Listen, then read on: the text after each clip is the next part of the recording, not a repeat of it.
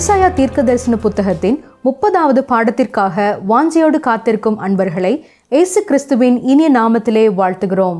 நாம் கடந்த பாடத்திலே நாம் நம்முடைய பணபலத்தால் மட்டுமே காரியங்களை சாதிக்க முயற்சிக்கிறோம், அது தவறு என்றும், நமக்கு இக்கட்டுகள் நேரிடுகிற போது விசுவாசிகளாகிய நாம் எசேக்கியாவை போல தேவனிடத்திற்கு திரும்ப வேண்டும் என்றும், நாம் தேவனிடத்தில் சேரும்போது அவரிடத்தில் எதையும் மறைக்க முற்படாமல் நம்மை குறித்த உண்மைகளை அவரிடத்தில் நாம் அறிக்கை செய்ய வேண்டும். ஏனென்றால் அவருக்கு மறைவானது ஒன்றுமில்லை என்றும், தேவன் நமக்கு செய்த நன்மைகளை நாம் நினைத்து அவருக்கு நன்றி சொல்லி அவருக்கு பிரியமான வழியிலே நடக்க வேண்டும் என்றும் சிந்தித்தோம். இன்று நாம் அதனைத் தொடர்ந்து ஏசாயா 38, 39 அதிகாரங்களை கற்றுக்கொள்வோமா? இந்த பாடத்திலே எசேக்கியா மரணத்தை சந்திக்கப் போகிறான் என்பதை அறிந்ததும் அவன் செய்தது என்ன? எசேக்கியாவின் மகன் மனாசேயின் காலத்தில் நடந்தது என்ன? எசேக்கியா செய்த பெரிய தவறு என்ன என்பதை குறித்து அறிந்து கொள்வோம். வாருங்கள் செய்திக்குள் கடந்து செல்லலாம்.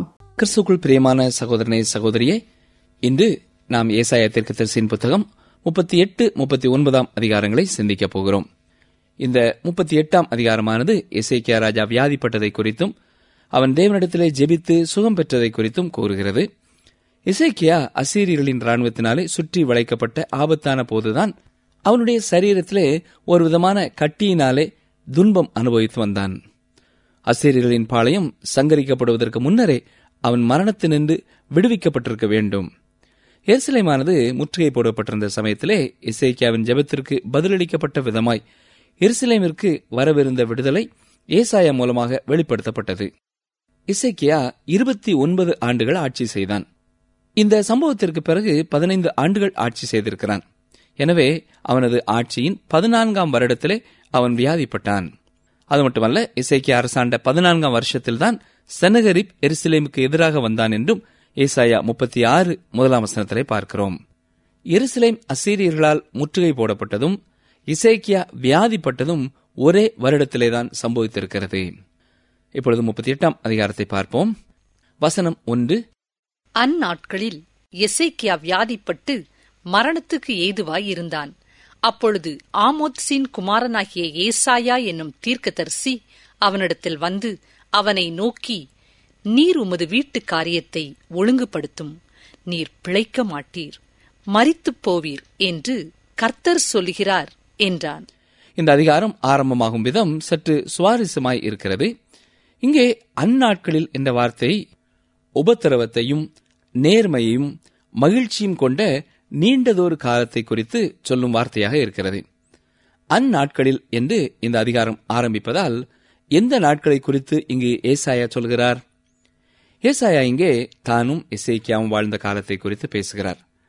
எசேக்கியா மரணத்துக்கு ஏதுவாய் வியாதிப்பட்டிருந்தான். அவன் ஓர் கட்டியினாலே மிகவும் கஷ்டப்பட்டு மரிக்கும் தருவாயிலே இருந்தான். அதற்கு மேலாய் அசீரியர்களாலும் அவன் வேதனைப்பட வேண்டியதிருந்தது. எசேக்கியாவுக்கு ஏற்பட்ட கட்டி கேன்சர் கட்டியாகவோ அல்லது அதைப்போல வேறு ஏதோ ஒரு கொடிதான நோயாய் இருந்திருக்கிறது. அது மரணத்தை ஏற்படுத்தும் ஒரு வியாதியாயிருந்தது. அவன் மரிக்க வேண்டிய தருணம் வந்துவிட்டது. எசேக்கியா மரிக்கப் போகிற காரியம் ஏசாயா மூலமாக அவனுக்கு சொல்லப்பட்டது. நம் ஒவ்வொருவருக்கும் கூட இந்த மரணம் நியமிக்கப்பட்டிருப்பது உண்மை. எந்த நாளிலே எந்த நேரத்திலே நாம் மரிக்கப் போகிறோம் என்பதை நாம் அறியாவிட்டாலும் நாம் மரிப்பது உண்மையே. ஆனால் எபிரேயர் 9 அதிகாரம் 27 வசனத்திலே சொல்லப்பட்டிருக்கிற காரியத்தை நாம் நன்கு அறிய வேண்டும். அன்றியும் ஒரே தரம் மரிப்பதும் பின்பு நியாய தீர்ப்படைவதும் மனுஷருக்கு நியமிக்கப்பட்டிருக்கிறது. இது ஒரு திவ்ய நாள். ஒருவேளை அந்த சரியான நேரத்தை நாம் ஒவ்வொருவரும் அறிந்திருந்தோமானால் நமது வாழ்க்கை முறையே மாறியிருக்கும். ஒரு போதகர் ஒருவருக்கு ஒரு நல்ல இளம் ஊழியர் ஒருவரிடத்திலிருந்து கடிதம் வந்திருந்தது. அந்த இளம் ஊழியருக்கு புற்றுநோய் வந்திருப்பதால் அவர் குறுகிய காலம் மாத்திரமே இந்த உலகத்திலே வாழ முடியும் என மருத்துவர்கள் அவரிடம் கூறியிருந்தார்கள். எனவே அந்த ஊழியர் தன்னுடைய நண்பர்கள் சிலருக்கு கடிதம் எழுதினார். அந்த ஊழியரது நண்பர்களின் பட்டியலிலே இந்த குறிப்பிட்ட போதகரது பெயரும் அதிர்ஷ்டவசமாக இருந்தது. மரணத்தின் நிழலிலே இருக்கும் ஒரு மனிதனின் எண்ணத்தை அந்த ஊழியரின் கடிதம் நமக்கு தெளிவாய் உணர்த்தியது. அந்த கடிதத்திலே என்ன இருந்தது என்று கேட்க உங்களுக்கும் ஆசை இல்லையா? வாசிக்கிறேன், கேளுங்கள். என்னுடைய கடைசி சில நாட்களில் ஒரு காரியத்தை நான் கண்டுகொண்டேன். ஒரு கிறிஸ்தவன் திடீரென தான் சீக்கிரத்தில் மரணத்தை எதிர்நோக்கவிருக்கிறான் என்ற நிலைக்கு வரும்போது இந்த உலக பிரகாரமான காரியங்களுக்கு சரியான மதிப்பீடுகளை அளிக்க துவங்குகிறான். ஒரு வாரத்திற்கு முன்னர் எனது புத்தகங்களும் எனது பழம் தோட்டமும் எனது மீன்பிடிக்கும் சாதனமும் எனக்கு விலையேற பெற்றதாய் இருந்தது போல இப்பொழுது இருக்கவில்லை என்பதாக அவர் எழுதியிருந்தார். அந்த இளம் ஊழியரின் அடக்க ஆராதனையை இந்த போதகர் தான் நடத்தினார். அநேக வருடங்களுக்கு பிறகு இந்த போதகரும் புற்றுநோயை தன்னில் தானே அனுபவிக்க நேர்ந்தது.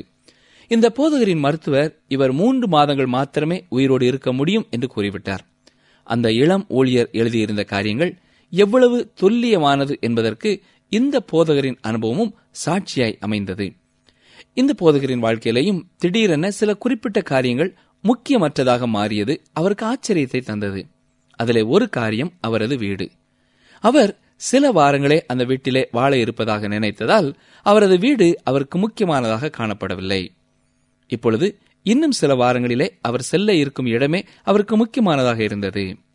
தேவன் இந்த போதகரை குறித்து வேறு சில திட்டங்கள் வைத்திருந்ததால் இன்றும் அவர் தேவனுக்கு நன்றியுள்ளவராக இருக்கிறார். தேவன் தனக்கு தருகிற ஒவ்வொரு புதிய நாளுக்காக அவர் தேவனுக்கு ஸ்தோத்திரம் செலுத்துகிறார். அருமையான சகோதரனை சகோதரியே, எசேக்கியா ராஜா மரணத்தை சந்திக்கவிருக்கிறதாக அவனுக்கு சொல்லப்பட்ட பொழுது அவன் செய்தது என்ன தெரியுமா? ஏசாயா 38 அதிகாரம் 2-3 வசனங்களை பாருங்கள். அப்பொழுது எசேக்கியா தன் முகத்தை சுவர்புறமாக திருப்பிக் கொண்டு கர்த்தரை நோக்கி, ஆ கர்த்தாவே, நான் உமக்கு முன்பாக உண்மையும் மன உத்தமமுமாய் நடந்து உமது பார்வைக்கு நலமானதை செய்தேன் என்பதை நினைத்தருளும் என்று விண்ணப்பம் பண்ணி எசேக்கியா மிகவும் அழுதான். இது போன்ற சந்தர்ப்பங்களிலேதான் ஒரு மனிதன் அழுகிறான். நாம் முன்பு பார்த்த ஒரு சம்பவத்திலே அந்த போதகர் தான் மரிக்கப் போகிறதை கேள்விப்பட்டவுடன் அழுதார். இந்த எசேக்கியா ராஜாவை குறித்து வேதம் என்ன சொல்கிறது பாருங்கள். 2 ராஜாக்கள் 18:5. அவன் இஸ்ரவேலின் தேவனாய கர்த்தரின் மேல் வைத்த நம்பிக்கையிலே அவனுக்கு பின்னும் அவனுக்கு முன்னும் இருந்த யூதாவின் ராஜாக்களிலெல்லாம் அவனைப் போல் ஒருவனும் இருந்ததில்லை. தொடர்ந்து அவனுக்கு சொல்லப்பட்ட வார்த்தையும் கவனிப்போம். ஏசாயா 38:4-5.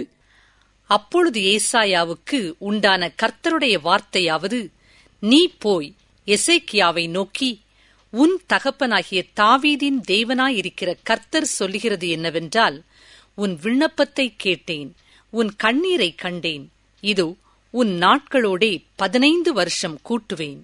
அருமையானவர்களே, தேவன் எதை சொன்னாரோ அதை செய்து முடித்தார். எசேக்கியாவின் நிமித்தம் அவர் இதை செய்யாமல் தாவீதி நிமித்தமாக அவனுக்கு தயவு செய்தார். இன்றைய நாட்களிலே தேவன் இதன் அடிப்படையில் நம்முடைய ஜபங்களுக்கு பதில் அளிப்பதில்லை. நமது ஜபங்கள் அனைத்தும் இயேசு கிறிஸ்து என்பவரின் நிமித்தமாகவே கேட்கப்படுகிறது. யோவான் 16:23-24 என்ன சொல்கிறது? அந்த நாளிலே நீங்கள் என்னிடத்தில் ஒன்றும் கேட்க மாட்டீர்கள்.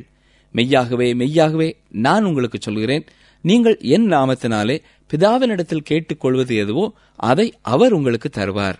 இதுவரைக்கும் நீங்கள் என் நாமத்தினாலே ஒன்றும் கேட்கவில்லை. கேளுங்கள், அப்பொழுது உங்கள் சந்தோஷம் நிறைவாயிருக்கும்படி பெற்றுக் கொள்வீர்கள். ஆமர்மையானவர்களே, நீங்களும் நானும் நமது பரலோக தந்தையிடம் நமது விண்ணப்பங்களை கிறிஸ்துவின் நாமத்தினாலே கொண்டு செல்ல முடியும்.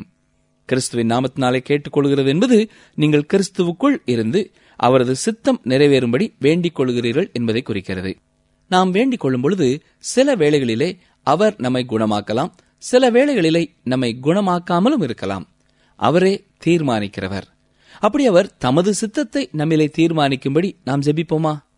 அல்லது நமது தீர்மானத்தை அவர் நிறைவேற்ற வேண்டும் என்று விரும்புகிறோமா? ஏசாயா 38:6 பாருங்கள். நான் உன்னையும் இந்த நகரத்தையும் அசீரியா ராஜாவின் கைக்கு தப்புவித்து இந்த நகரத்துக்கு ஆதரவாயிருப்பேன். தேவன் எசேக்கியாவை மரணத்திற்கு தப்புவித்தது மட்டுமல்ல, அசீரியர்களிடமிருந்தும் எருசலேமை தப்புவிக்கப் போகிறதை அவர் சொல்கிறார். தேவன் ஒரு காரியத்திற்கு பதிலளிக்கும் பொழுதே அவர் மற்ற காரியத்திற்கும் பதிலளிப்பார் என்கிற ஊக்கம் ஒரு விசுவாசியின் உள்ளத்தில் ஏற்படுவதுண்டு. ஏசாயா 38:7-8 பாருங்கள். இதோ ஆகாசுடைய சூரிய கடிகாரத்தில் பாகைக்கு பாகை இறங்கின சாயையை 10 பாகை பின்னிட்டு திருப்புவேன் என்றார். தாம் சொன்ன இந்த வார்த்தையின்படி கர்த்தர் செய்வார் என்பதற்கு இது கர்த்தரால் உனக்கு அடையாளமாயிருக்கும் என்று சொல் என்றார். அப்படியே கடியாரத்தில் இறங்கியிருந்த சூரிய சாயை 10 பாகை திரும்பிற்று. அருமையானவர்களே, இங்கே தேவன் எசேக்கியாவின் விண்ணப்பத்திற்கு நிச்சயமாய் பதில் கொடுப்பேன் என்று உறுதிப்படுத்தும் விதமாக ஓர் அடையாளத்தை அவனுக்கு கொடுக்கிறார். எப்சி ஜெனிங்ஸ் இந்த வசனங்களை இவ்விதமாக மொழிபெயர்க்கிறார். இதோ ஆகாசுடைய சூரிய கடிகாரத்தில் முன்னுக்கு சென்ற நிழலை 10 படிகள் பின்னுக்கு வரும்படி செய்வேன். அவ்வாறே கீழே இறங்கியிருந்த அந்த சூரியனுடைய நிழலானது 10 படிகள் பின்னுக்கு திரும்பியது. இங்கே சாயை என்பது படிகள் என்று மொழிபெயர்க்கப்பட்டிருக்கிறது. இப்பொழுது எசேக்கியாவின் அரண்மனைக்கு நமது ஆவியிலே நம்மை கொண்டு செல்லுவோம். எசேக்கியாவின் படுக்கை அறைக்கு நாம் செல்கிறோம். இப்பொழுதும் எசேக்கியா தனது படுக்கையிலே குப்புறப்படுத்திருக்கிறார். ஆனால் அவர் இப்பொழுது தமது முகத்தை சுவர்புறமாய் திருப்பினவராக காணப்படவில்லை. ஆனால் அவர் ஜன்னல் வழியாக தோட்டத்தை பார்க்கும் பொழுது மகிழ்ச்சியும் நம்பிக்கையும் அவரது கண்களை பிரகாசிக்க செய்கிறது. அங்கே அந்த தோட்டத்தின் நடுவே 4 பக்கங்களும் கூர்நுனி கொண்ட ஒரு தூண் போன்ற ஒரு அமைப்பு தெளிவாக தெரிகிறது. அதிலே காணப்படும் படிகள் உயர அந்த கம்பத்தினிடம் நடத்தி செல்கிறதாக இருந்தது. அந்த படிகளில் குறைந்தபட்சம் 10 படிகளில் அந்த தூணின் நிழல் காணப்பட்டது. சூரியனானது தனது நிழல் அந்த படிகளின் மேல் விழும்படி கீழே சென்றிருந்தது. ஆனால் மீண்டும் பார்க்கும் பொழுது சூரியனது நிழல் பட்டு இருளாக காணப்பட்ட படிக்கட்டுகள் இப்பொழுது மிகவும் தெளிவான சூரிய பிரகாசத்துடன் வெளிச்சத்தோடு காணப்பட்டது. அங்கே அந்த படிகளில் அந்த தூணின் நிழல் இருக்கவில்லை. இத்தகைய அடையாளத்தை தான் எசேக்கியா ராஜா தேவனிடம் கேட்டிருந்தான். இதைத் தொடர்ந்து எசேக்கியா செய்கிறதை நாமும் அடுத்த வசனத்திலே பார்க்கிறோம். 9ஆம் வசனம் பாருங்கள். யூதாவின் ராஜாவாகிய எசேக்கியா வியாதிப்பட்டு தன் வியாதி நீங்கி சொஸ்தமான போது எழுதி வைத்ததாவது. தொடர்ந்து இதற்கு பின் நடந்ததை அவர் எழுதி வைத்திருக்கிறார். சங்கீதம் 116ஐயும் எசேக்கியாதான் இந்த சமயத்திலே எழுதியிருக்கக்கூடும் என அநேகர் நம்புகிறார்கள். எசேக்கியா தனது ஆயுசு நாட்களை கூட்டித் தரும்படி கர்த்தரிடத்திலே கேட்டது சரிதானா என்ற கேள்வி ஒருவேளை நமக்குள்ளே எழும்பலாம். சரி, ஏசாயா 38:20 பாருங்கள். கர்த்தர் என்னை ரட்சிக்க வந்தார், ஆகையால் எங்கள் ஜீவ நாளெல்லாம் கர்த்தருடைய ஆலயத்திலே என் கீத வாத்தியங்களை வாசித்து பாடுவோம் என்று எழுதி வைத்தான். அருமையானவர்களே, இந்த சமயத்திலே எசேக்கியாவின் உள்ளத்திலிருந்து துதியின் நீரூற்று பொங்கி எழுந்தது. அவனது துதியின் பாடலானது இசை அமைக்கப்பட்டு பாடப்பட்டது. நம்முடைய வாழ்க்கையிலையும் கூட ஆண்டவர் இதுபோல நன்மைகளை செய்யும் பொழுது நாம் எத்தனையோ முறை அவரை பாட்டினாலே துதித்திருக்கிறோம் இல்லையா?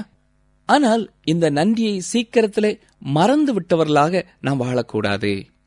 எசேக்கியாவின் வாழ்க்கையிலே தேவன் நன்மை செய்தார். இருந்தாலும் இந்த அனுபவத்திற்கு பின் எசேக்கியா சற்று பெருமையடைந்து மனமேட்டுமையானான்.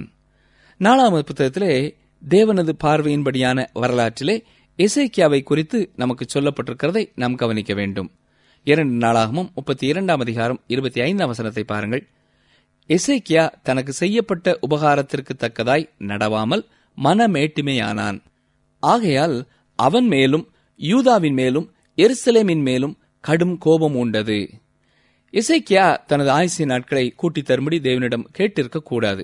ஏனென்றால் அது அவன் வாழ்க்கையிலே மனமேட்டிமைக்கு ஏதுவாயிற்று. அருமையானவர்களே, எசேக்கியாவைப் போல ஒரு அற்புதத்தை அனுபவித்த பிறகு தேவனை விட்டு வழிவிலகிச் செல்வதற்கான ஆபத்தும் ஏற்படுவது உண்டு. இதுபோன்ற காரியங்கள் ஒருவரை இன்னும் அதிகமாய் தேவனிடத்திலே கிட்டிச் சேர்க்கும் என்பதாக நீங்கள் நினைக்கலாம். ஆனால் அவரை விட்டு விலகிச் செல்வதற்கான ஒரு கொடிய ஆபத்தும் இதிலே இருக்கிறது. அருமையான சகோதரனே, சகோதரியே, தேவனிடத்திலே தனது ஆயுசு நாட்களை கூட்டித் தரும்படி அவன் கேட்டது சரிதானா? அவனது காலம் வந்தபோது அவன் மரித்திருக்க வேண்டாமா?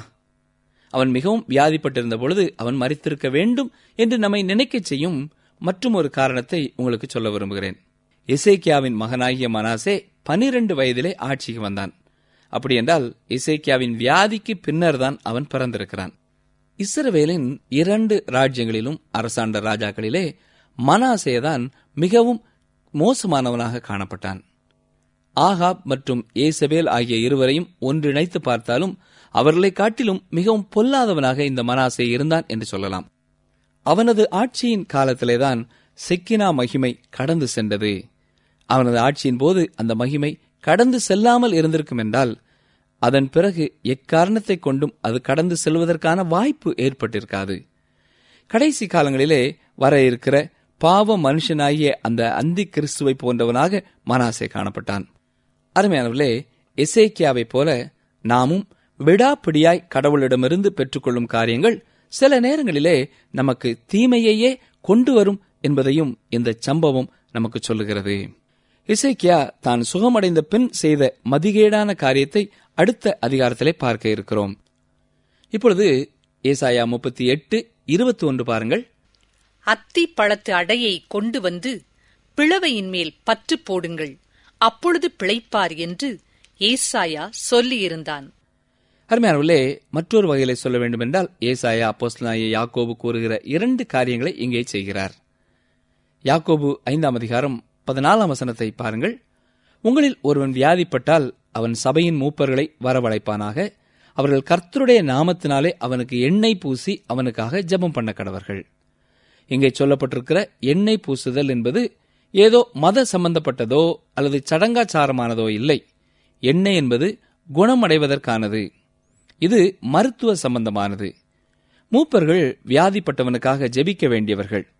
தேவன் ஏசாயாவின் மூலமாகவும் யாக்கோபின் மூலமாகவும் ஒரே காரியத்தை தான் கூறியிருக்கிறார். நீங்கள் வியாதிப்படும் பொழுது ஜெபிக்க வேண்டும், அதே நேரத்திலே மருத்துவர்களை வரவழைக்க வேண்டும். நாம் அறிவுபூர்வமாக செயல்பட தேவன் நம்மை எதிர்பார்க்கிறார். இப்பொழுது 39ஆம் அதிகாரத்திற்குள்ளே வாருங்கள். இங்கே அசீரியர்கள் அல்ல, பாபிலோனியர்கள் யூதாவுக்கு சத்துருக்களாக மாறிப் போகிறதை இந்த பகுதியிலே நாம் பார்க்கிறோம். இந்த சமயத்திலே பாபிலோன் தேசமானது அசீரியர்களை மேற்கொள்ள முடியாமல் ஐபிராத்து நதிக்கரையிலே தத்தளித்துக் கொண்டிருந்த ஒரு பட்டணமாயிருந்தது. இருந்தாலும் புறஜாதிகளின் காலத்திலே பொன்னால் ஆகிய மிகச் சிறந்த தலையாக பாபிலோன் மாற வேண்டியதிருந்தது. அதை தெரியப்படுத்தும் இந்த அதிகாரம் முக்கியத்துவம் வாய்ந்த ஒன்றாயிருக்கிறது. எசேக்கியாவின் வாழ்க்கையிலே அவனது மிக பெரும் தவறையும் அவனது பலவீனத்தையும் தவறிப்போகும் மனித குணநலனையும் இந்த அதிகாரம் வெளிப்படுத்துகிறது. நாம் ஆவிக்குரிய வாழ்க்கையிலே மிக பெரும் வெற்றியை பெற்றவுடன் அதை தொடர்ந்து படுமோசமான தோல்வி நமக்கு வருவதுண்டு. ஏசாயா 39:1 பாருங்கள். அக்காலத்திலே பலாதானின் குமாரனாகிய மெரோதாத் பலாதான் என்னும் பாபிலோனின் ராஜா எசேக்கியா வியாதிப்பட்டிருந்து ஆரோக்கியமானதை கேள்விப்பட்டு அவனிடத்திற்கு நிருபங்களையும் வெகுமானத்தையும் அனுப்பினான். இங்கே மொராதாத் பலாதான் என்னும் ஒரு ராஜா நமக்கு அர்த்தமற்றவனாக காணப்பட்டாலும் அவனது பெயரிலே ஆழ்ந்த அர்த்தம் உண்டு. இதை குறித்து ஜென்னிங்ஸ் என்பவர் எழுதும் பொழுது இவ்விதமாய் சொல்கிறார். மெரோதாத் என்பது ஓர் கலகம் என்றும் பலாதான் என்பது கர்த்தர் அல்ல என்றும் பொருள் தருகிறது. இந்த ராஜாவின் பெயருக்கு பின்னே பாபிலோனை நிறுவிய நிம்ரோத்தும் இந்த உலகத்தின் தேவனும் நமது தேவனுக்கு எப்பொழுதும் எதிர்த்து நிற்கிறவனாகிய சாத்தானும் காணப்படுகிறார்கள். இந்த தூதுவர்கள் கொண்டு வந்த நிருபம் எசேக்கியாவை விழச் செய்தது. அவர்கள் கூறியது இதுதான்: பாபிலோனின் ராஜா உன் மீது கரிசனை கொண்டிருக்கிறார். நீர் வியாதிப்பட்டு சுகமடைந்ததை அவர் கேள்விப்பட்டார். ஆகவே உம்மோடு சேர்ந்து மகிழ்ச்சி அடையும்படி உமக்கு வெகுமானங்களை அவர் கொடுத்துள்ளார் என்பதாக சொன்னார்கள். 2ஆம் வசனத்தை பாருங்கள். எசேக்கியா அவர்களைக் கண்டு சந்தோஷப்பட்டு தன் பொக்கிஷ சாலையையும் வெள்ளியையும் பொன்னையும் கந்த வர்க்கங்களையும் நல்ல பரிமள தைலத்தையும் தன் ஆயுத சாலை அனைத்தையும் தன் பொக்கிஷ சாலைகளில் உள்ளது எல்லாவற்றையும் அவர்களுக்கு காண்பித்தான். எசேக்கியா தன் அரமனையிலும் தன் ராஜ்யத்தில் எங்கும் அவர்களுக்கு காண்பியாத பொருள் ஒன்றுமில்லை. அருமையானவர்களே, இந்த சமயத்திலே எசேக்கியா தாவீதும் சாலமோனும் சேர்த்த பெரும்பாலான செல்வத்தை இழந்துவிடவில்லை. அவன் தனது வெள்ளியையும் பொன்னையும் அவர்களுக்கு காண்பித்து தான் மிகப்பெரிய செல்வந்தனாய் இருக்கிறேன் என்பதை காண்பித்து தவறு செய்தான். இதனை குறித்து 2 நாளாமும் 32ஆம் அதிகாரம் 27-28 வசனங்களிலே இப்படி வாசிக்கிறோம். கவனியுங்கள். எசேக்கியாவுக்கு மிகுதியான ஐஸ்வர்யமும் கனமும் உண்டாயிருந்தது. வெள்ளியும் பொன்னும் இரத்தினங்களும் கந்த வர்க்கங்களும் கேடகங்களும் வினோதமான ஆபரணங்களும் வைக்கும்படியான பொக்கிஷ சாலைகளையும் தனக்கு வந்து கொண்டிருந்த தானியமும் திராட்சரசமும் எண்ணெயும் வைக்கும்படியான பண்டக சாலைகளையும் சகல வகையுள்ள மிருக ஜீவன்களுக்கு கொட்டாரங்களையும் மந்தைகளுக்கு தொழுவங்களையும் உண்டாக்கினான். பாபிலோனில் இருந்து வந்த தூதுவர்களை எசேக்கியா வரவேற்ற விதம் சற்று சுவாரஸ்யமானது. அவர்கள் தங்கள் ராஜாவிடமிருந்து வெகுமதியையும் வாழ்த்து செய்தி அடங்கிய ஒரு கடிதத்தையும் கொடுத்தனர். எசேக்கியா சில காலங்களுக்கு முன்பு அசீரியர்களிடமிருந்து வந்த கடிதத்தை தேவனுடைய ஆலயத்திற்கு எடுத்துச் சென்று அவர் முன்னாலே விரித்து வைத்தது போல இந்த வாழ்த்து கடிதத்தையும் தேவனிடத்திலே கொண்டு செல்வதற்கு பதிலாக அதை ஓரமாய் வைத்து விட்டான். இவன் செய்திருக்க வேண்டியது என்ன? இந்த கடிதத்தையும் ஆண்டவருடைய பாதத்திலே கொண்டு வந்து, ஆண்டவரே, சுகத்தை நீர் கொடுத்தீர், உமக்கே சகல கனமும் மகிமையும் உண்டாவதாக என்று சொல்லி ஆண்டவருக்கு மகிமையை செலுத்தி இருக்க வேண்டும். அதற்கு பதிலாக அவன் செய்தது என்ன தெரியுமா? எசேக்கியா இந்த விருந்தினர்களை சிறப்பு விருந்தாளிகளை கவனிப்பது போல கவனித்தான். எருசலேமின் நிலங்களுக்குள்ளே அவர்களை ஒரு சுற்றுலாவிற்கு அழைத்துச் சென்றான். உலகத்தின் தங்கம் அனைத்தையும் சாலமோன் குவித்து வைத்திருந்த இடத்தையும் மற்றும் சில விலையுயர்ந்த பொருட்களை அவன் வைத்திருந்த இடங்களையும் அவர்களுக்கு காண்பித்தான். இவை அனைத்தும் எருசலேமை விட்டு சற்று தள்ளி வைக்கப்பட்டிருந்தது. எசேக்கியா மதியில்லாமல் இந்த ஏராளமான செல்வங்களை தன்னிடத்திலே வந்த அவர்களுக்கு காண்பித்தான். அவர்கள் தங்கள் ராஜாவிடம் சென்று இவற்றையெல்லாம் தெரிவித்தார்கள். அவர்கள் இன்னும் போதுமான அளவு பலம் கொண்டு எருசலேமின் மீது படையெடுத்து வரும்பொழுது எருசலேமிலிருந்து பொன்னையும் வெள்ளியையும் மற்றும் விலையுயர்ந்த ஆபரணங்களையும் கொண்டு செல்வதற்கு அவைகள் இருக்கும் இடத்தை தாங்கள் நன்கு அறிந்திருப்பதாக கூறினார்கள். இவ்விதமாகத்தான் எசேக்கியா செய்த மிகப்பெரிய தவறை ஏசாயா கேள்விப்பட்டான். ஏசாயா 39 அதிகாரம் 3 பாருங்கள். அப்பொழுது ஏசாயா தீர்க்கதரிசி எசேக்கியா ராஜாவினிடத்தில் வந்து, அந்த மனுஷர் என்ன சொன்னார்கள்? எங்கே இருந்து உம்மிடத்தில் வந்தார்கள் என்று கேட்டான். அதற்கு எசேக்கியா, பாபிலோன் என்னும் தூர தேசத்திலிருந்து என்னிடத்திற்கு வந்தார்கள் என்றான். எசேக்கியா அவர்களது வருகையை அற்புதமானதாக கருதினான். ஆனால் ஏசாயா அதிலிருந்த ஆபத்தை உணர்ந்தான். தொடர்ந்து பாருங்கள் 4 அப்பொழுது அவன், உம்முடைய வீட்டில் என்னத்தை பார்த்தார்கள் என்று கேட்டான். அதற்கு எசேக்கியா, என் வீட்டில் உள்ளதெல்லாவற்றையும் பார்த்தார்கள். என் பொக்கிஷங்களில் நான் அவர்களுக்கு காண்பியாத பொருள் ஒன்றும் இல்லை என்றான். பார்த்தீர்களா, எசேக்கியா செய்தது எவ்வளவு முட்டாள்தனமான ஒரு காரியம். இதைத் தொடர்ந்து ஏசாயா கூறுகிற காரியங்களை கவனியுங்கள். அப்பொழுது ஏசாயா எசேக்கியாவை நோக்கி, சேனைகளுடைய கர்த்தரின் வார்த்தையை கேளும். இதோ நாட்கள் வரும், அப்பொழுது உன் வீட்டில் உள்ளதிலும் உன் பிதாக்கள் இந்நாள் வரைக்கும் சேர்த்ததிலும் ஒன்றும் மீதியாய் வைக்கப்படாமல் எல்லாம் பாபிலோனுக்கு கொண்டு போகப்படும்.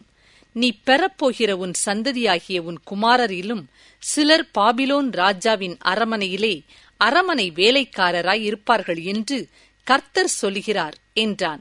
அருமையானவர்களே, ஏசாயா சொன்ன இந்த தீர்க்க தரிசனம் உண்மையிலேயே நிறைவேறியதை 2 ராஜாக்கள் 24, 25 ஆகிய அதிகாரங்களிலேயும் தானியேல் 1 அதிகாரத்திலேயும் நாம் பார்க்கலாம். தொடர்ந்து 8 பாருங்கள். அப்பொழுது எசேக்கியா ஏசாயாவை நோக்கி, நீர் சொன்ன கர்த்தருடைய வார்த்தை நல்லதுதான் என்று சொல்லி, என் நாட்களிலாவது சமாதானமும் உண்மையும் இருக்குமே என்றான். எசேக்கியா ஏசாயாவுக்கு அளித்த மறுமொழி மிக வினோதமானதாய் தெரிகிறது. அந்த காரியங்கள் தன்னுடைய நாட்களிலே நிறைவேற்றப்படாததற்கு அவன் நன்றி சொன்னான். அருமையானவர்களே, எசேக்கியாவின் வாழ்நாளிலே 15 வருடங்கள் கூட்டப்பட்டது. அது நன்மையானதாயிருந்ததா? அது நன்மையானதாக அமையவில்லை.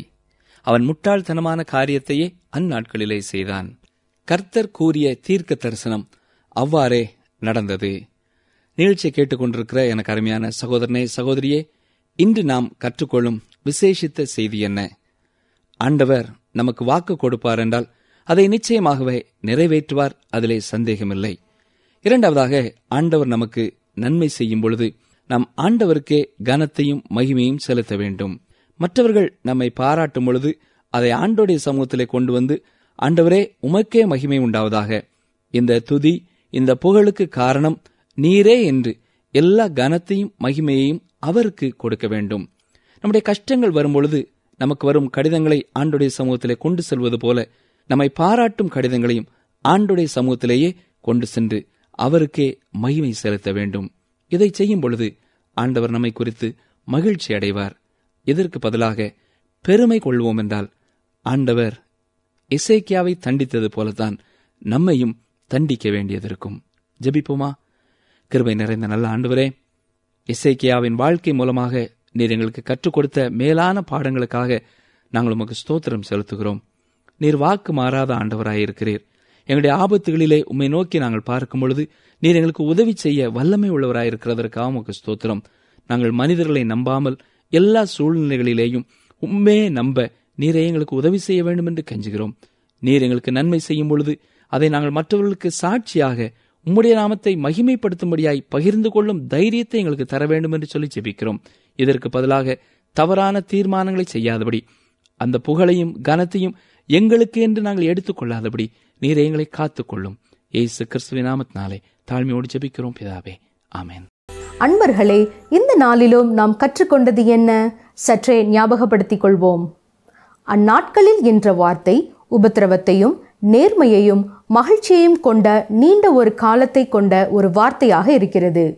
இன்று நாம் பிதாவினிடத்திற்கு நம்முடைய விண்ணப்பங்களை இயேசு கிறிஸ்துவின் நாமத்தினாலே ஜெபிப்பது என்பது நாம் கிறிஸ்துவுக்குள் வாழ்ந்து அவருடைய சித்தம் நிறைவேறும்படி வேண்டிக் கொள்வதை குறிக்கிறது. ஆண்டவர் நமக்கு செய்த நன்மைகளை நாம் நினைக்கும் போது அவரை துதிக்க வேண்டும். ஆனால் நன்றியை நாம் மறந்துவிட்டவர்களாக வாழக்கூடாது. நாம் தேவனிடத்திலிருந்து ஒரு அற்புதத்தை பெற்ற பின்னரும் தேவனை விட்டு வழிவிலக செய்யும் ஆபத்தும் நமக்கு வரும்.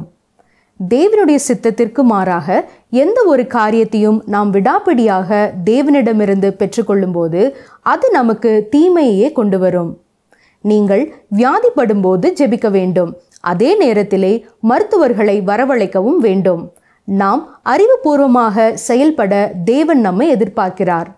நாம் ஆவிக்குரிய வாழ்க்கையிலே மிகப்பெரிய வெற்றியை பெற்றவுடன் அதனைத் தொடர்ந்து படுமோசமான தோல்வி நமக்கு வருவதுண்டு. மீண்டும் அடுத்த நிகழ்ச்சியிலே சந்திப்போம். அதற்கு ஆயத்தமாக ஏசாயா 40 அதிகாரத்தை வாசித்து ஆயத்தமாகுங்கள். கர்த்தர் உங்களை ஆசீர்வதிப்பாராக. ஆமென். இந்த நிகழ்ச்சி உங்களுக்கு பிடிச்சிருக்கா? அப்ப இப்பவே மிஸ்டர் கால் கொடுங்க. பரிசு வெல்றது நீங்களாவும் இருக்கலாம்.